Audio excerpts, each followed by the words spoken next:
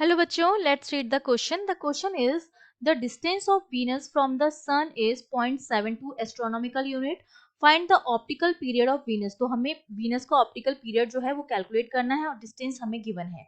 तो देखिए इस क्वेश्चन को सॉल्व करने का हमारा जो की कॉन्सेप्ट रहेगा उसमें हम लगाएंगे कैपलर का प्लेनेटरी मोशन का जो लॉ है, कैपलर्स लॉ से इसको हम सॉल्व करेंगे. Kepler's law of planetary motion. और ये लॉ क्या कहता है? प्लेनेटरी मोशन ये लॉ कहता है कि जो टाइम पीरियड का स्क्वायर होता है that is proportional to the r का क्यूब,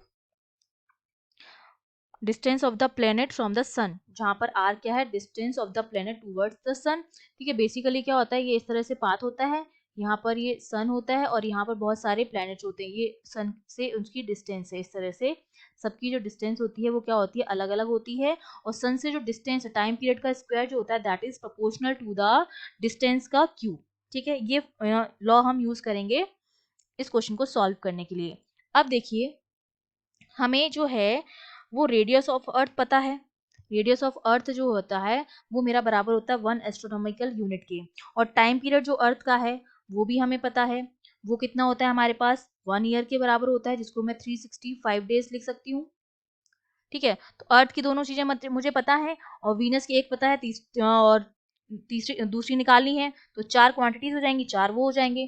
तो t of Venus upon t of earth का square equals to r of Venus to the r of, ये कैपिटल आर बना दीजिए इसको, आर ऑफ अर्थ का क्यूब. तो ये हो जाएगा टी वी अपॉन, ये कितना है? 365 डेज, इसका स्क्वायर हो जाएगा.